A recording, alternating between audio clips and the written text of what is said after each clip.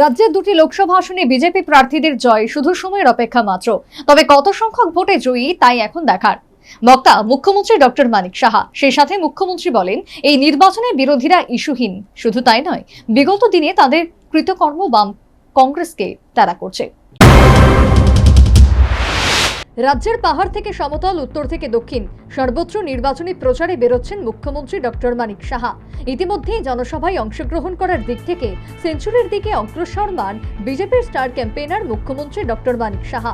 বৃহস্পতিবার সন্ধ্যায় পৌর নিগমের ৩৩ নম্বর ওয়ার্ড এলাকার ভট্টপুকুরের আপনজন ক্লাব মাঠে বিজেপির এক নির্বাচনী জনসভা অনুষ্ঠিত হয়। পশ্চিম ত্রিপুরা লোকসভা সাধারণ আসনের বিজেপি প্রার্থী বিপ্লব কুমার দেবের সমর্থনে জনসভায় মুখ্যমন্ত্রী মানিক সাহা সহ অন্যান্য বিজেপি নেতৃত্বরা উপস্থিত ছিলেন।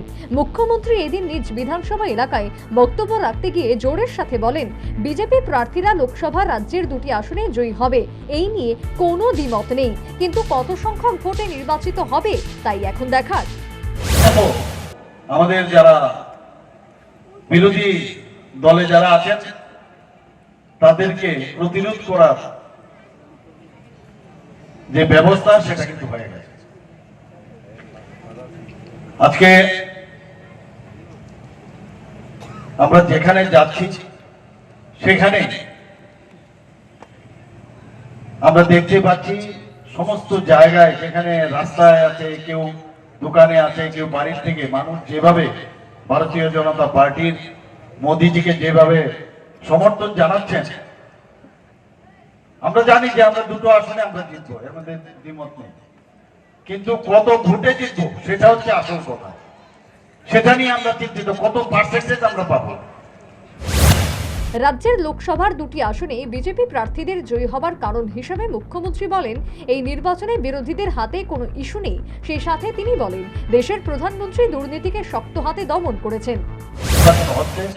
বিরোধীদের কাছে কোনো ইস্যু নেই, ইনকাম্পেন্সি নেই এবার। কারণ এই মোদিজি এই যে 10 বছর উনি কার্যকাল করেছেন, কোন রকম স্ক্যামের কেউ বলতে পারবে না কোন স্ক্যাম আছে।